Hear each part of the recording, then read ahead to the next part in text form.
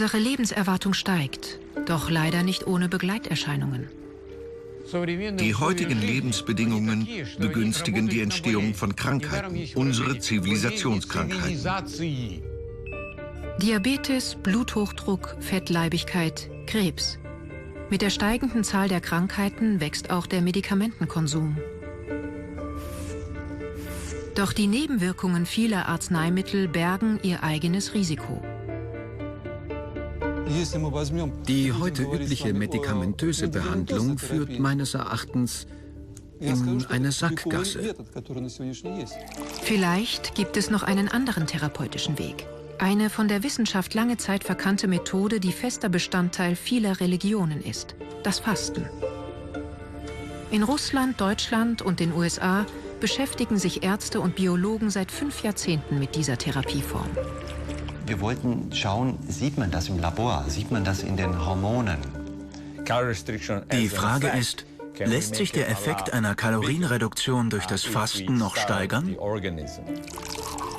Welche Mechanismen wirken beim Fasten? Und bei welchen Erkrankungen sind diese hilfreich? Die Ergebnisse sind erstaunlich, insbesondere bei der Behandlung der Krankheit des Jahrhunderts. Dies ist ein neuer Ansatz in der Krebstherapie. Viele sehen darin durchaus einen ergänzenden Ansatz. Die Ergebnisse dieser Forschung eröffnen ungeahnte Perspektiven und zeigen neue Wege der Behandlung auf.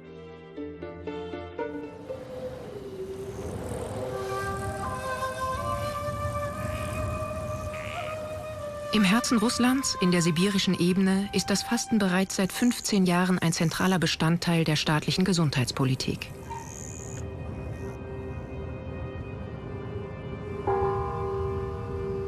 Grundlage dieses einzigartigen Experiments ist eine im Westen vollkommen unbekannte Studie, an der in der ehemaligen Sowjetunion über 4 Jahrzehnte hinweg Tausende von Patienten teilnahmen. Daraus resultierte eine radikale Methode, die hier praktiziert wird. Nach einer 4-stündigen Busfahrt auf schlechten Straßen trifft Lyubov Baranova im Sanatorium von Gorjatschinsk ein. Sie kommt auf Empfehlung ihres Bruders, der sich bereits einer Fastenkur unterzogen hat.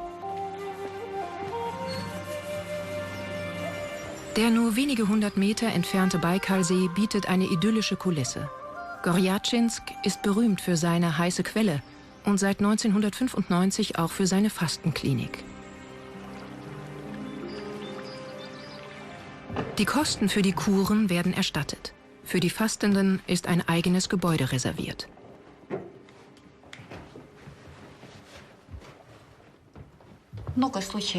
Häufig kommen Patienten zu uns, die zuvor in einem Krankenhaus behandelt wurden und bereits in den Genuss modernster Untersuchungsmethoden gekommen sind.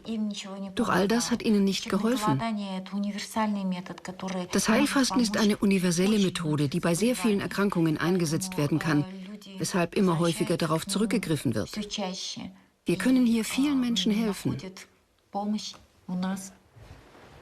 Der erste Therapieschritt besteht in der Beruhigung der Neuankömmlinge. Die Motivation der Patienten ist von entscheidender Bedeutung. Da bei Ihnen eine starke Arthrose vorliegt, haben wir folgendes Programm für Sie zusammengestellt. Während Ihres Aufenthalts in unserer Klinik werden Sie 2 Wochen lang fasten und in den restlichen 7 Tagen durchlaufen Sie die Aufbauphase. Fasten macht Angst. Die Patienten wissen nicht, wie ihr Körper auf den Nahrungsentzug reagieren wird. Die Therapie ist denkbar einfach. Wasser, Wasser und nochmals Wasser. Durchschnittlich 12 Tage lang nimmt der Patient nichts anderes zu sich. Eine Fastenkur kann je nach Art und Schwere der Krankheit bis zu 3 Wochen dauern. Bei chronischen Leiden werden die Medikamente nach 2 bis 3 Tagen abgesetzt. Die Patienten fasten unter ärztlicher Aufsicht. Das ist wichtig. Niemand sollte sich allein in das Abenteuerfasten stürzen. Die Betreuung durch einen Facharzt ist unerlässlich.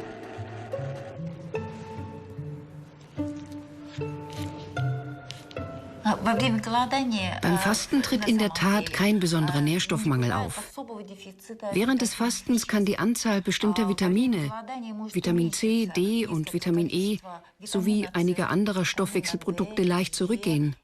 Doch es handelt sich dabei nicht um kritische Werte.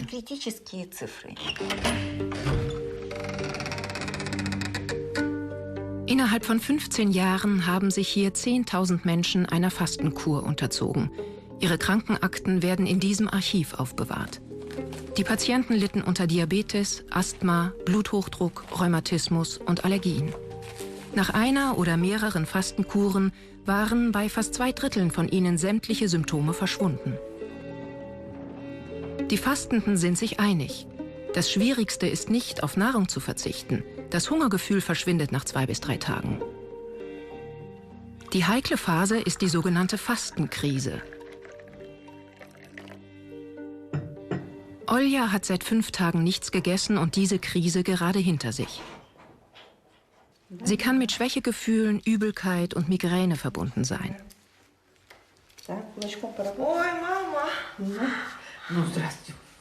Das ist der Preis, der für die Anpassung des Organismus an diese radikale Veränderung zu zahlen ist.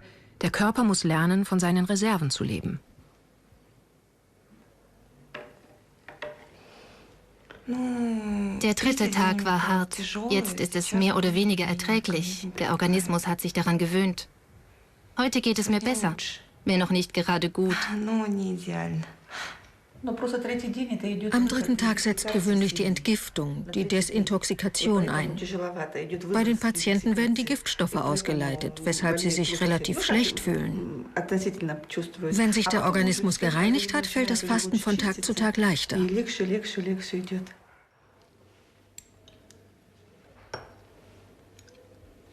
Nach Auffassung der russischen Ärzte ist dies eine wichtige Phase im Heilungsprozess.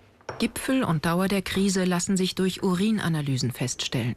Durch den Nahrungsentzug steigt der pH-Wert des Blutes.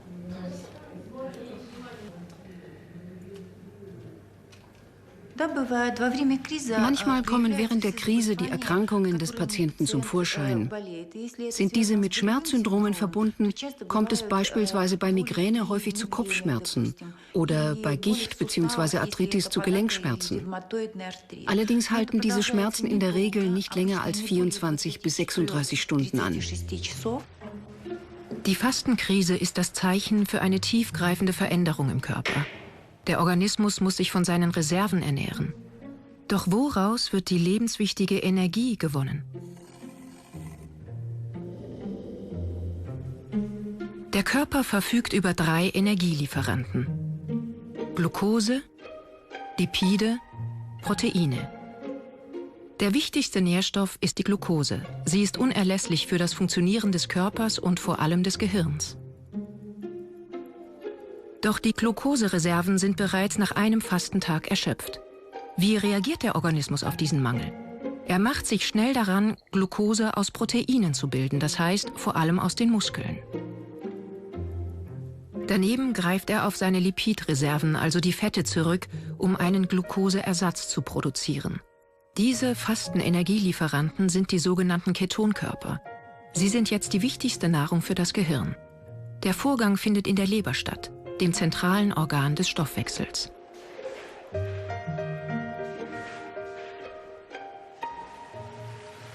Olga Alexandrovna, проходите, пожалуйста. Nach der Fastenkrise findet der Körper also zu einem neuen Gleichgewicht. Verschiedene Anwendungen machen das Fasten erträglicher. Einläufe, Leibwickel, Sauna und Massagen. Die russischen Ärzte empfehlen außerdem täglich 2 bis 3 Stunden Bewegung. Das alles fördert die Entschlackung und regt die Funktion von Nieren, Darm, Leber, Lungen und Haut an. Der Körper soll schädliche Stoffwechselprodukte ausscheiden.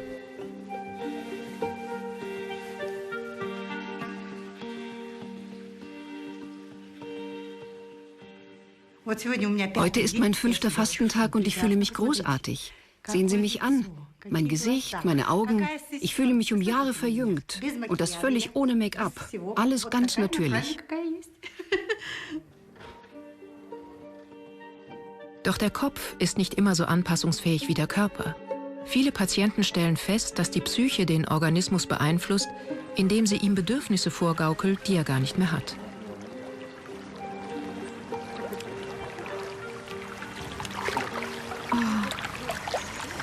Der dritte Tag war der schwerste. Es war, als würde nicht der Magen, sondern das Gehirn nach Essen verlangen. Und das ist wohl das Schlimmste, wenn man an Chips und Cola denkt und an Fleisch. Viel Fleisch. Sobald dieser psychische Hunger nachlässt, schärft das Fasten die Sinne und es setzt eine gewisse Euphorie ein.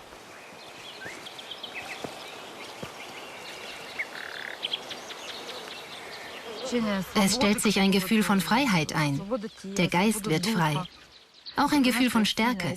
Denn wenn es mir gelungen ist, 7 Tage lang zu fasten, kann ich im Prinzip alles. Auch Berge versetzen. Doch wie funktioniert das Fasten nun? Wie ist es zu erklären, dass sich 2/3 der Patienten besser fühlen? Bei einer solchen Zahl ist Vorsicht geboten. Handelt es sich um einen Placebo-Effekt? Eine Folge der im Gehirn freigesetzten Glückshormone? Oder sind die beschriebenen Veränderungen objektiv messbar?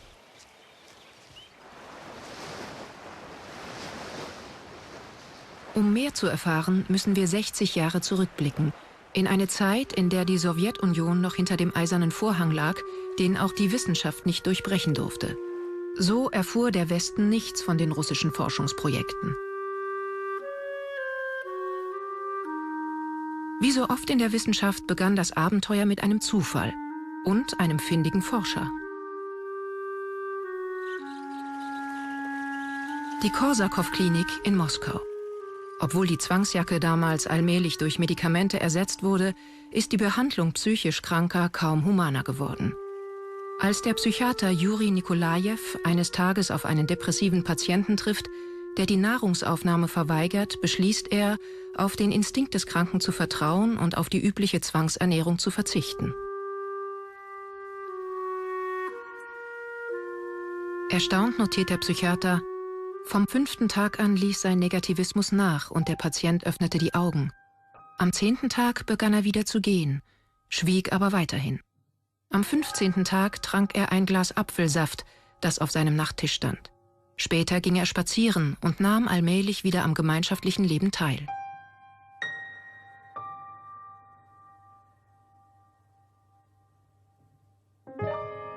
Der Mann wurde schließlich wieder gesund. Ein psychisch Kranker, geheilt durch Fasten. Das war ein Novum. Das ist Juri Nikolajew 15 Jahre später.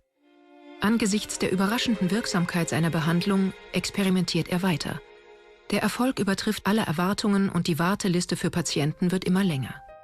Nikolajew behandelt Schizophrene, Depressive, Phobiker und Patienten mit Zwangsstörungen, indem er sie durchschnittlich 25 bis 30, ja manchmal sogar 40 Tage lang fasten lässt.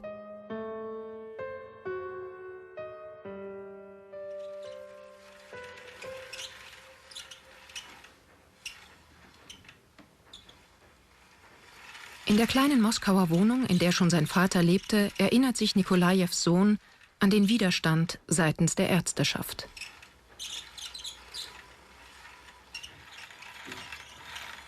Die Medizin hat das Fasten stets abgelehnt, da man den Kern dieses Prozesses nicht verstand.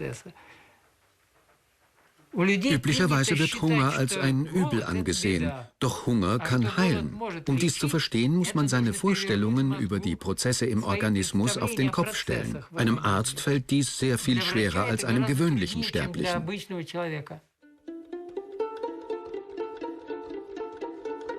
Nikolajew startet ein umfangreiches Forschungsprojekt, das Kritiker zum Schweigen bringen und Wissenschaftsgeschichte schreiben wird. Physiologische und biochemische Untersuchungen, Bestimmung des Hormonspiegels, Enzephalogramme. Hunderte von Patienten werden während und nach ihrer Fastenkur genau beobachtet. Die Psychiater sehen eine Verbindung zwischen den körperlichen Veränderungen während des Fastens und dem verbesserten Gesundheitszustand der Patienten. Das Heilfasten hat nicht nur einen Einfluss auf psychische Abweichungen und Störungen. Vielmehr ändert sich auch die Persönlichkeit selbst in gewisser Weise. Zu dem Ärzteteam gehört auch der junge Dr. Gurwitsch. Er arbeitet 18 Jahre lang an der Seite von Nikolajew. Beim Fasten lässt sich ein psychostimulierender Effekt, ein antidepressiver Effekt beobachten. Dieser stellt sich sowohl in der ersten Fastenwoche als auch in der ersten Woche der Aufbauphase ein. Zudem hat das Fasten auch einen sedativen, beruhigenden Effekt. Er kann nach der Krise, nach dem Wendepunkt beobachtet werden.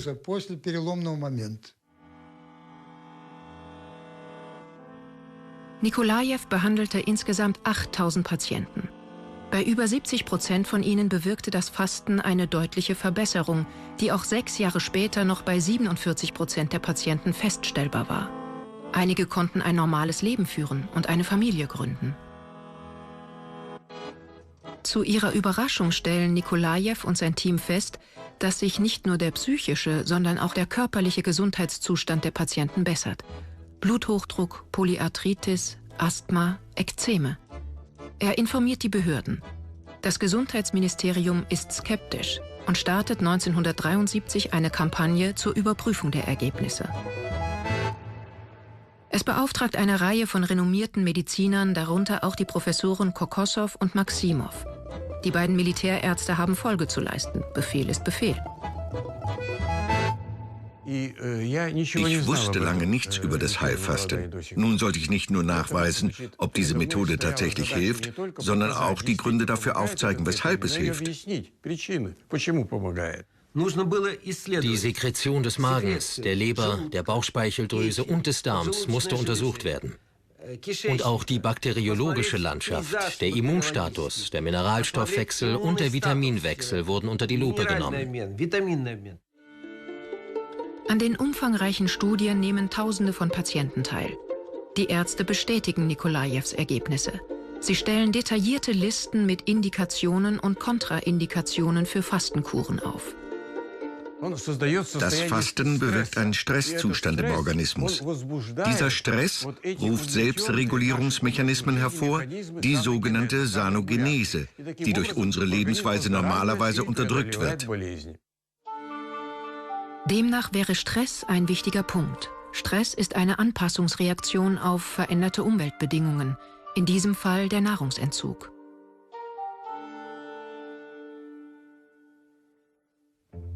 Sobald ihm die Nahrung entzogen wird, schlägt der Organismus Alarm.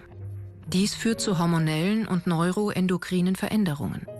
Hormone mobilisieren die körpereigenen Reserven. Manche von ihnen haben auch eine entzündungshemmende Wirkung.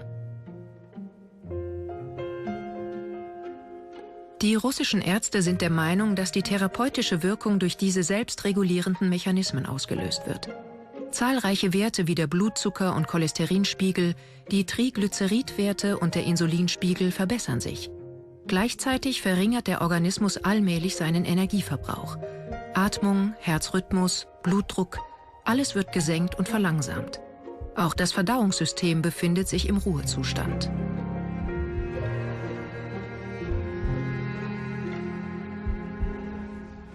Das Fasten mobilisiert also die Selbstheilungskräfte des Organismus. Doch wie lässt sich diese Fähigkeit messen? Professor Ossinin ist Spezialist für Bronchialasthma. Als Schüler von Kokossow hat der Pneumologe an die 10.000 Asthmatiker fasten lassen. Er erzählt uns, dass es in 4 Jahrzehnten keinerlei Komplikationen gegeben habe. Eine seiner Studien beschäftigt sich mit den Zellen der Lungenschleimhaut. Diese schwarzen Zellen deuten auf das Vorhandensein von Histamin hin, ein Gewebshormon, das eine Hypersekretion und damit Bronchialspasmen auslöst. Nach einer 12-tägigen Fastenkur ist das Histamin verschwunden, die Zellen haben sich mit Lipiden gefüllt und die Spasmen sind vergangen. Diese Daten sind einzigartig, denn eine solche Fragestellung und derartige Untersuchungen gab es bis dato nirgendwo auf der Welt. Es wurden nicht nur sämtliche Zustandsparameter des Körpers untersucht, sondern darüber hinaus auch lokale Veränderungen berücksichtigt, wie beispielsweise das Verschwinden von Stoffen, die Auslöser für die Entstehung eines Ödems oder einer Entzündung waren. Bronchialasthma ist eine chronische Erkrankung, die sich nach Ansicht der Schulmedizin nicht heilen, sondern nur eindämmen lässt. Zahlreiche Patienten sind auf Medikamente angewiesen, die ihre Symptome vorübergehend lindern. Professor Ossinins Arbeit zeigt, dass dieses Schicksal nicht unabwendbar ist. Der Pneumologe hat die langfristige Wirkung des Fastens untersucht. Seine Studie mit knapp 1000 Probanden zeigt, dass 50% der Patienten auch nach 7 Jahren noch eine Besserung spüren. Vor allem diejenigen, die nach dem Fasten auf eine gesunde Ernährung achten. Manchmal waren mehrere Fastenkuren notwendig. Etwa 10 bis 15% der Patienten sind vollständig geheilt. Aus allen Teilen der Sowjetunion wurden experimentelle Daten zusammengetragen mit dem Ziel, das Fasten in die staatliche Gesundheitspolitik zu integrieren. Die Akademie der Wissenschaften hat die Ergebnisse bestätigt und in imposanten Bänden gebündelt. Nichts davon ist je übersetzt worden. Trotz des weltweit einzigartigen Umfangs dieses Forschungsprojekts, das eine Unmenge von klinischen Beschreibungen und Patientendaten umfasst, bleiben einige Unklarheiten. Labortests haben gezeigt, dass es wirkt. Doch weshalb ist das so? Wie funktionieren die Mechanismen? Was genau ist die Sanogenese? Darauf kann ich noch immer keine Antwort liefern. Sind westliche Wissenschaftler in der Lage, diese Frage zu beantworten? Bislang hat noch kein europäischer Staat solche Forschungsprojekte finanziert und die Pharmaindustrie zeigt hier verständlicherweise Zurückhaltung. Dennoch wird das Fasten auch bei uns praktiziert und erregt seit kurzem das Interesse von Politik und Wissenschaft. Die nächste Station unserer Reise ist Deutschland. Laut Umfragen haben 15 bis 20% aller Deutschen schon einmal gefastet. Das älteste Fastenzentrum entstand vor fast 60 Jahren am Bodensee. Ähnlich wie am Baikalsee wird auch hier Verzicht geübt, aber in der Gruppe. Die Buchinger Klinik genießt auch im Ausland einen guten Ruf. Jährlich fasten hier über 2000 Menschen. Viele von ihnen leiden an chronischen Krankheiten. Andere kommen zur Vorbeugung oder zur Bekämpfung von Risikofaktoren wie Bluthochdruck, Diabetes und Fettleibigkeit. Sie sich schön ausruhen. Jürgen Bahl trägt normalerweise Anzug und Krawatte. So. Normalerweise legt ihm auch niemand einen Leberwickel an. Denn normalerweise arbeitet er in einem Züricher Glasturm. Ich muss sagen, ich bin Banker. Ich bin viele Jahre immer im Ostgeschäft gewesen, Sowjetunion, Ostblock. Und wenn Sie da Geschäfte machen wollen, müssen Sie auch Wodka trinken und fettes Essen nehmen. Also das hat sich dann über die Jahre hinaus summiert. Und ich hatte, also ich weiß noch, eine 7 cm vergrößerte Fettleber und ganz schlechte Leberwerte. Und da sagte mein Hausarzt, der ist Kardiologe, sagte, also jetzt ist Schluss, entweder Beruf ändern, nicht mehr Moskau, nicht mehr Russland, kein Wodka, oder fasten gehen. Und das war für mich, ich habe das nicht glauben können, dass ich fasten kann. Das geht überhaupt nicht drin. Ich kann da nicht 3 Wochen nichts essen, den ganzen Tag Hunger, kein Glas Wein. Ich bin ein Genießer, kann ich nicht. Sehen Sie, das hat gut geklappt. Jürgen Bahls Leber schrumpfte bereits während der ersten Fastenkur auf Normalgröße zurück und seine Blutwerte normalisierten sich. Seitdem achtet er auf seine Ernährung und kehrt alljährlich nach Überlingen zurück. Jede Fastenkur ist für ihn so etwas wie ein Neuanfang.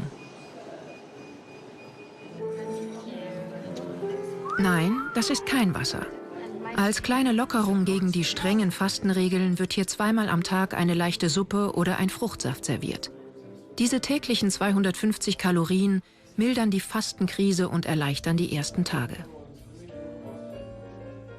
Das ist das Besondere an der Methode von Otto Buchinger, dem Gründer der Klinik.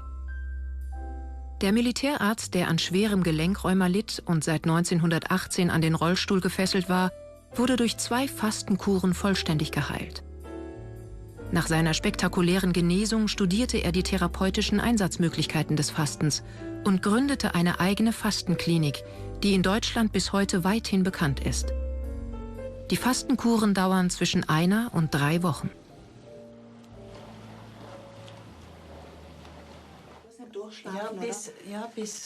Bis 4 heute Morgen. Pauline Valiquet kommt in diesem Jahr schon zum 2. Mal in die Buchinger Klinik. Die Dolmetscherin lebt in der Schweiz und leidet unter schwerem Rheumatismus. Sie hat beschlossen, 12 Tage lang zu fasten. Im letzten Jahr hatte ich große Angst, mich nicht mehr bewegen zu können. Ich dachte, ich bin doch noch viel zu jung, um bettlägerig zu sein. Was soll denn aus mir werden? Denn zudem bin ich alleinstehend.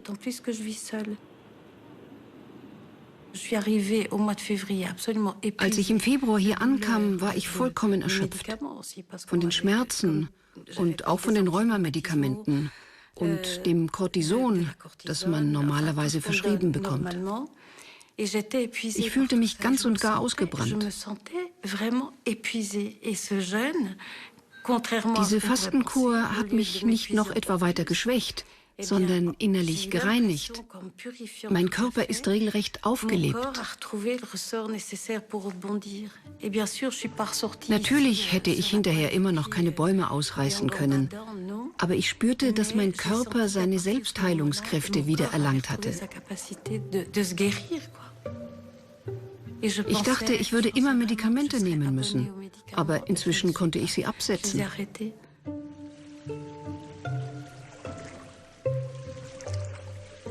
Je nach Art und Schwere der Krankheit ist es nicht immer möglich, die Medikamente abzusetzen.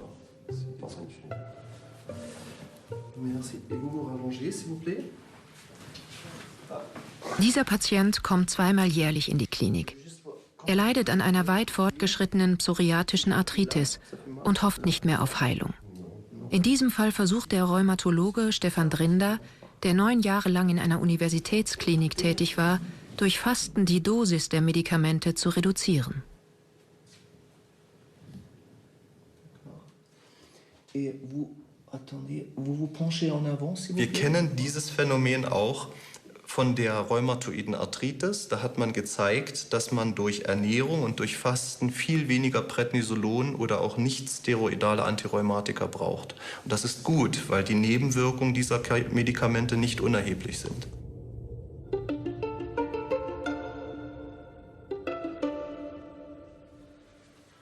Endlich. Jürgen Bahl wird an diesem Abend sein Fasten brechen.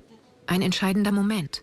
Falsches und maßloses Essen könnte den Erfolg der gesamten Kur gefährden und sich sogar als gefährlich erweisen. Der Körper muss sich ganz allmählich wieder an Nahrung gewöhnen. Der Aufbau erfolgt daher in Deutschland wie in Russland sehr behutsam.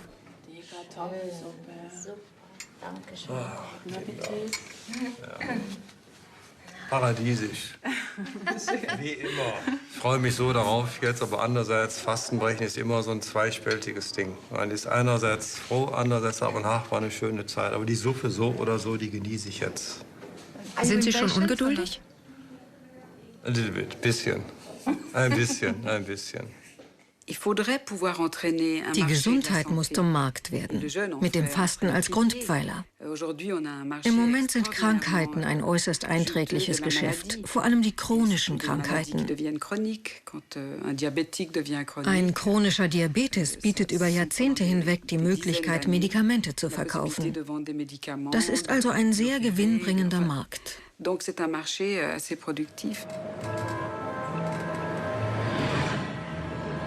Fasten als Grundpfeiler des Gesundheitsmarktes. Das würde die Macht der Pharmaindustrie verringern und ihre Profite mindern. Bis dahin ist es noch ein weiter Weg. Doch in Deutschland macht man Fortschritte. In einem Nebengebäude der Berliner Charité, der größten Universitätsklinik Europas, ist seit fast 10 Jahren eine Etage für Fastenkuren reserviert. Ein Dutzend weitere Universitätskliniken sind diesem Beispiel inzwischen gefolgt. So wird Fasten allmählich zum festen Bestandteil der Schulmedizin. Professor Michalsen hat mehrere wissenschaftliche Studien zum Thema Fasten geleitet. Er bietet diese Therapie für Patienten an, die unter Rheuma, dem metabolischen Syndrom oder Herzerkrankungen leiden. Die Kosten für die Kuren werden von den Krankenkassen erstattet. Jährlich fasten hier an die 500 Patienten nach der Buchinger Methode. Und die Nachfrage ist steigend, sodass die Klinik viele Interessenten abweisen muss.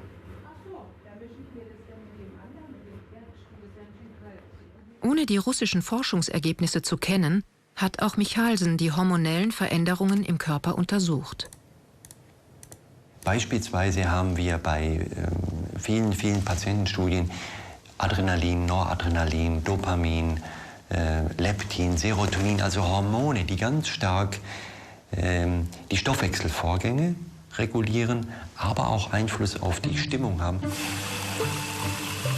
Ähnlich wie die russischen Psychiater stellte Michalsen fest, dass insbesondere ein erhöhter Spiegel des sogenannten Glückshormons Serotonin eine stimmungsaufhellende Wirkung auf die Fastenden hat. Außerdem konnte er eine reduzierte Schmerzempfindlichkeit und eine erhöhte Sensibilität der Insulinrezeptoren beobachten. Nach ihrer Fastenkur waren die Patienten zudem eher bereit, ein gesünderes Leben zu führen.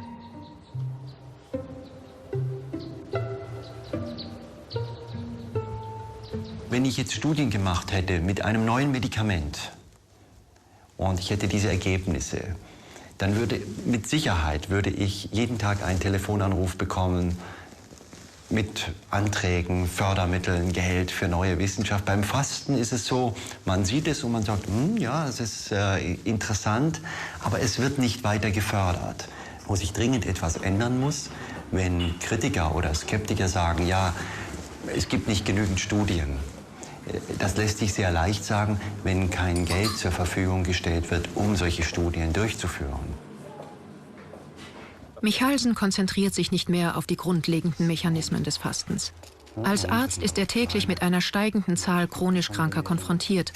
Und hier sieht er auch den größten Nachholbedarf. Wir brauchen jetzt 2, 3 gute, große Studien. Ich würde sagen Rheumatoide Arthritis, wir brauchen Diabetes und wir brauchen Bluthochdruck, Hypertonie, 3 große Krankheiten, da brauchen wir die Studien. Um zu überzeugen, um klarzulegen, das Fasten hat genauso seinen Platz bei diesen Erkrankungen wie Medikamente. Die Kosten würden sich auf mehrere Millionen Euro belaufen. Doch vor Michalsens Labortür stehen die Kreditgeber nicht gerade Schlange. Kritiker werden dagegen nicht müde, vor den Gefahren des Fastens zu warnen. Doch was genau ist dran an diesem Argument? Wo liegen die Grenzen des Fastens? Entsprechende Experimente können aus ethischen Gründen natürlich nicht an Menschen durchgeführt werden. Die Antwort muss also aus dem Tierreich kommen und wird erstaunliche Erkenntnisse über das Geheimnis des Fastens liefern. Doch wir wollen nicht vorgreifen.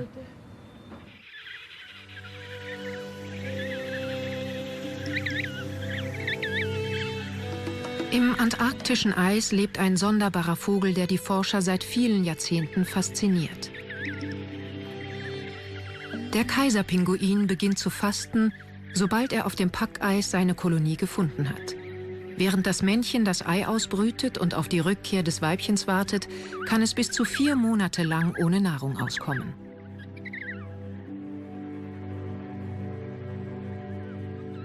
Diese erstaunliche Fähigkeit hat Yvon Le Mao seit jeher verblüfft.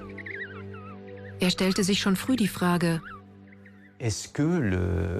Verfügt der Kaiserpinguin als Profifaster vielleicht über Mechanismen, die der Mensch und andere Tiere nicht besitzen?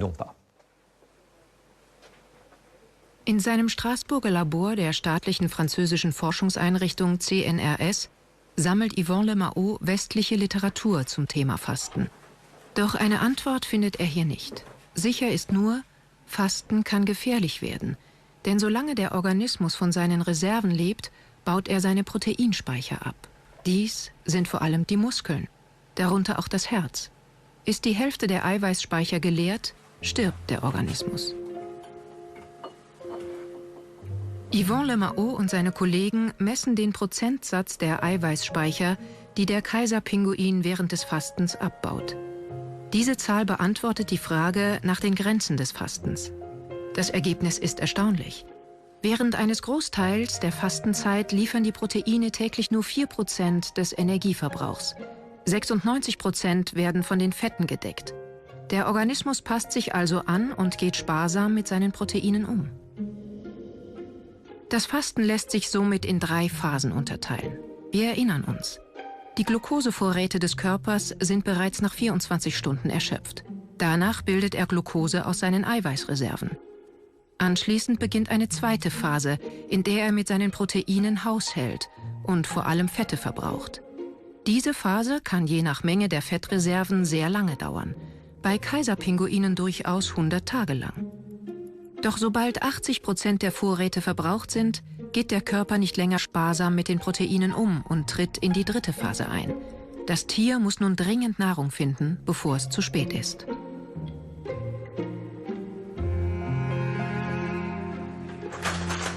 Doch ist dies bei allen Tieren gleich?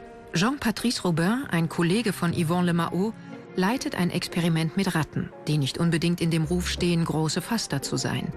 Die Tiere werden täglich gewogen und ihr Urin wird untersucht. Wie werden sich die Ratten auf den Nahrungsentzug einstellen? Werden ihre Eiweißspeicher schneller geleert sein als die der Pinguine?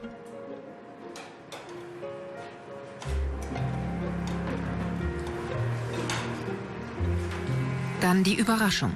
Die Ergebnisse sind vergleichbar. Während der zweiten Phase geizt die Ratte genau wie der Pinguin mit ihren Proteinen. Es gibt also keine Unterschiede. Einer der grundlegenden Mechanismen des Fastens, der es möglich macht, eine längere Hungerzeit zu überleben, ist allen Tieren gemein. Diese Beobachtung eröffnet ungeahnte Perspektiven mit gewaltigen Auswirkungen.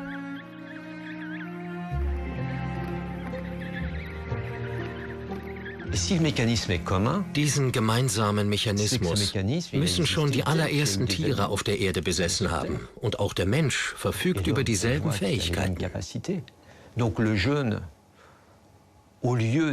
Fasten ist also nichts Gefährliches, sondern ein Anpassungsvorgang, der so alt ist wie das Leben selbst. Und zumindest in den beschriebenen Grenzen keinerlei Gefahren birgt. Die Fähigkeit zu fasten wäre demnach ein im Laufe der Evolution entstandener Anpassungsmechanismus. Und vom Pinguin zum Menschen ist es nur ein kleiner Schritt. Wissenschaftliche Studien haben gezeigt, dass ein 1,70 Meter großer Erwachsener mit einem Gewicht von 70 Kilo rund 15 Kilo Fettreserven besitzt. Bei einem guten Gesundheitszustand reicht das für etwa 40 Tage. Von der Evolution her das betrachten, war es ja vermutlich die Regel, dass immer wieder Fastenperioden überlebt werden mussten. Die Situation, die wir heute haben, regelmäßige Mahlzeiten, Kühlschrank voll, die ist ja nicht historisch gesehen normal. Und insofern ist es überhaupt nicht verwunderlich, dass der Körper eher Probleme hat, wenn wir nicht fasten. Wenn wir immer regelmäßig essen, dafür scheint unser genetisches Kostüm weniger gut ausgestattet zu sein, als gut auf das Fasten zu reagieren. Unser Organismus verträgt demnach den Mangel besser als den Überfluss. Reaktiviert das Fasten also uralte Reflexe, die im Gedächtnis des Körpers gespeichert sind? Wenn diese Hypothese stimmt und die Fähigkeit zu fasten evolutionär begründet ist, muss sie in unserem genetischen Code festgelegt sein. Doch wer wäre verrückt genug, danach zu suchen?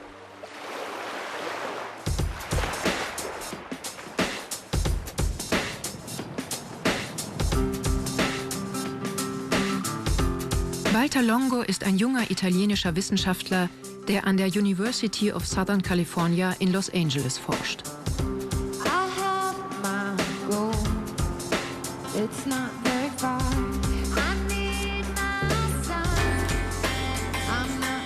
Sein Fachgebiet?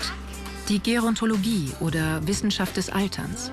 Longo kam mit 16 Jahren in die USA, um Rockstar zu werden. Heute ist er ein international renommierter Biologe.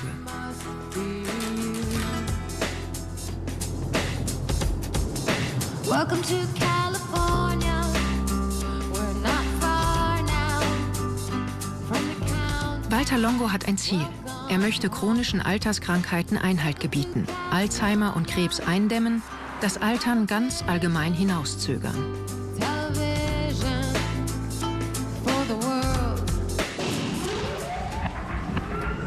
Studien haben gezeigt, dass ein Tier, das auf Dauer wenig Nahrung zu sich nimmt, länger und gesünder lebt. Longo weiß das. Eines Tages beschließt er, seine Forschung der extremsten Form der Kalorienreduktion zu widmen, dem Fasten. Eine scheinbar unsinnige Idee, vor allem für die renommierten kalifornischen Wissenschaftler, nicht jedoch für Longo. Er ahnt, dass das Fasten den Organismus gegen alle möglichen Schadstoffe schützen könnte. Und warum nicht auch gegen einige der giftigsten Substanzen, die es gibt, Chemotherapeutika. Diese werden zur Behandlung von Krebserkrankungen eingesetzt. Er nimmt eine Reihe von krebskranken Mäusen und teilt sie in 2 Gruppen auf. Die erste Gruppe wird normal ernährt, die zweite fastet 49 Stunden lang. Ich überzeugte einige junge Wissenschaftler davon, dass meine Idee nicht vollkommen verrückt war. Normalerweise führt ein Nahrungsentzug ja dazu, dass ein Organismus schwächer wird. Für die jungen Forscher, aber auch für meine eigenen Kollegen, war es nur schwer vorstellbar, dass ein Organismus, der hungert, stärker werden könnte. Anschließend injiziert er allen Mäusen große Mengen von Chemotherapeutika. Die Dosen sind 3- bis 5-mal höher als diejenigen, die bei Menschen erlaubt sind und müssten daher verheerende Nebenwirkungen haben. Werden die Mäuse eine solche Behandlung überleben? Lässt sich ein Unterschied zwischen fastenden und normal ernährten Mäusen beobachten? Longo ist auf Reisen, als ihn eine Kollegin über die Ergebnisse informiert. Sie rief mich an und sagte, du wirst es nicht glauben, aber wie es aussieht, haben alle fastenden Mäuse überlebt und alle normal ernährten Mäuse sind tot. Darüber war ich natürlich sehr glücklich, denn das übertraf alle meine Erwartungen. Ich bat sie, das Experiment in 2 verschiedenen Labors zu wiederholen und die Ergebnisse waren wieder genau dieselben. This is a video showing the behavior of the 2 groups treated with temozolomide. Diese Aufnahmen aus dem Labor verdeutlichen die Unterschiede zwischen den beiden Mäusegruppen. Die fastenden Mäuse scheinen sich bester Gesundheit zu erfreuen. Sie bewegen sich normal, ihr Fell ist glatt, das Gewebe unbeschädigt und ihre kognitiven Funktionen wirken intakt. Von den normal ernährten Mäusen rechts im Bild haben nur 35% überlebt. Sie wirken krank und verkriechen sich in einer Ecke ihres Käfigs. Gründliche Untersuchungen haben gezeigt, dass ihr Herz und auch ihr Hirn angegriffen waren.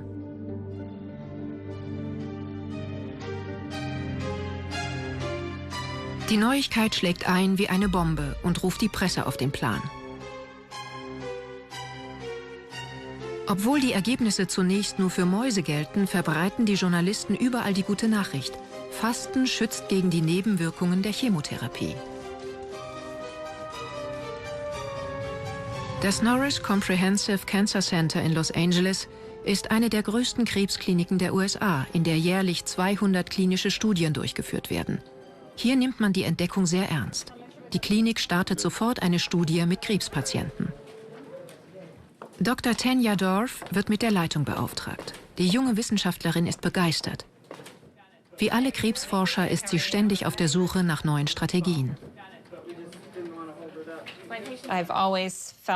Ich fand es schon immer schade, dass unsere Waffen gegen den Krebs so destruktiv sind.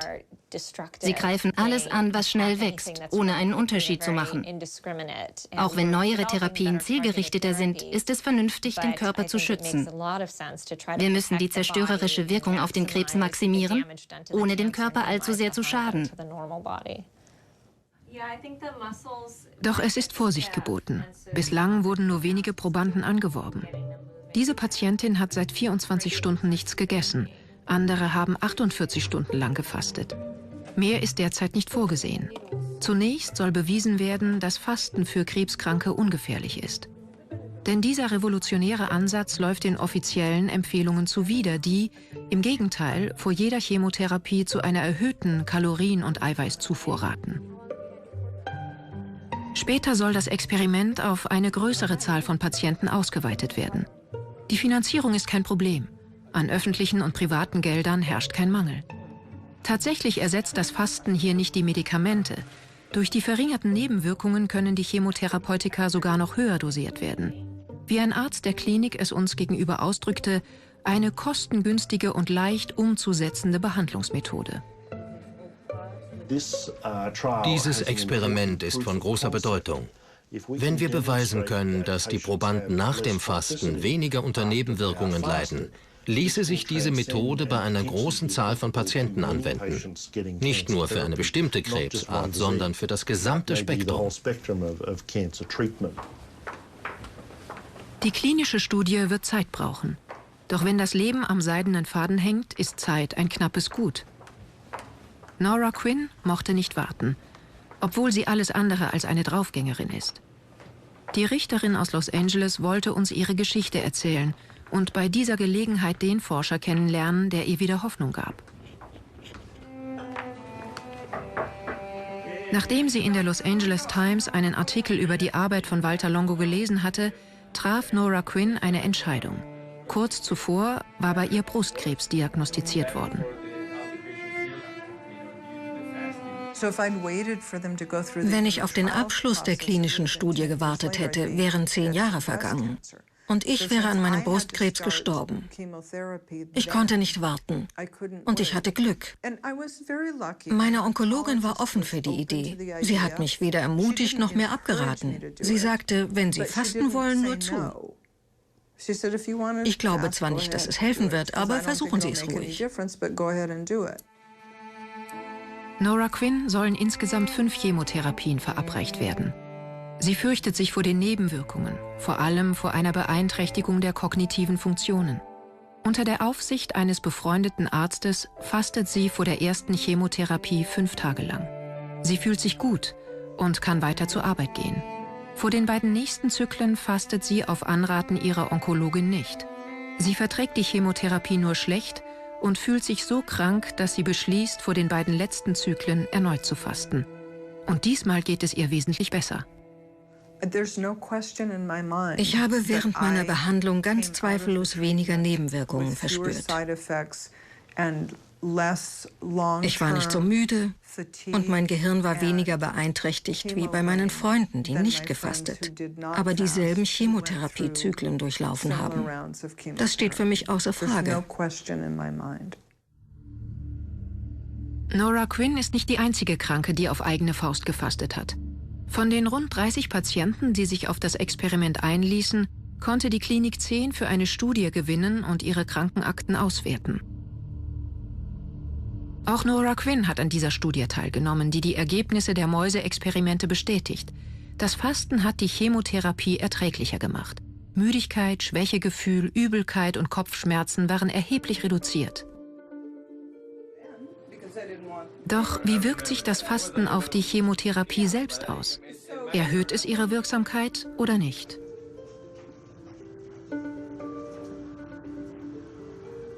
Für eine Antwort auf diese entscheidende Frage muss zunächst klar sein, durch welche Mechanismen das Fasten die gesunden Zellen schützt. Bewirkt das Fasten eine veränderte Genexpression? Longo wählt Leber, Herz und Muskelzellen aus und beobachtet ihre Gene auf den entsprechenden Abschnitten der DNA-Stränge. Die Gene steuern die Arbeit der Zelle. Ihre Expression ist normal. Nach 2 Tagen Fasten beobachtet Longo eine radikale Veränderung der Genexpression. Einige Gene sind andere unterexprimiert. Die Gene verändern die Funktion der Zellen und diese schalten sozusagen auf Schutzbetrieb um. Eine schnelle, tiefgreifende Veränderung, so als wäre diese Fähigkeit schon sehr lange in ihrem Gedächtnis verankert. Die normalen Zellen haben die Lektion der letzten 3 Milliarden Jahre gelernt und schalten auf Schutzbetrieb um. Sie tun das, weil nur wenig Glucose und andere Nährstoffe zur Verfügung stehen und sie sich so gut wie möglich schützen müssen, beispielsweise gegen eine Chemotherapie. Die Zellen schützen sich also durch einen atavistischen Reflex. Auf diese Spur hatte uns schon der Pinguinexperte Yvon Le Mao gebracht. Doch wenn Fasten ein Schutz für gesunde Zellen ist, schützt es dann nicht auch die Krebszellen? Wäre dies der Fall, wäre Walter Longos gesamte Beweisführung nichtig. Vergleichen wir eine Krebszelle mit einer gesunden Zelle.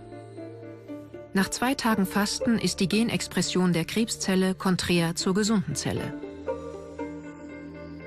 Die Krebszellen haben eine genetische Mutation erfahren und ihr Evolutionsgedächtnis verloren. Die Schutzmechanismen funktionieren nicht. Die Krebszellen hassen diese Umgebung, in der es nur wenig Glucose und Wachstum gibt. Sie sind dann nicht nur ungeschützt, sondern zeigen auch eine höhere Chemosensitivität. Sie sterben oder ihr Wachstum ist auf jeden Fall reduziert. Fasten kann das Wachstum der Krebszellen aber auch ohne Chemotherapie schon hemmen. Auch ohne Chemotherapie. Für die Krebszellen ist Fasten also ein regelrechter Albtraum.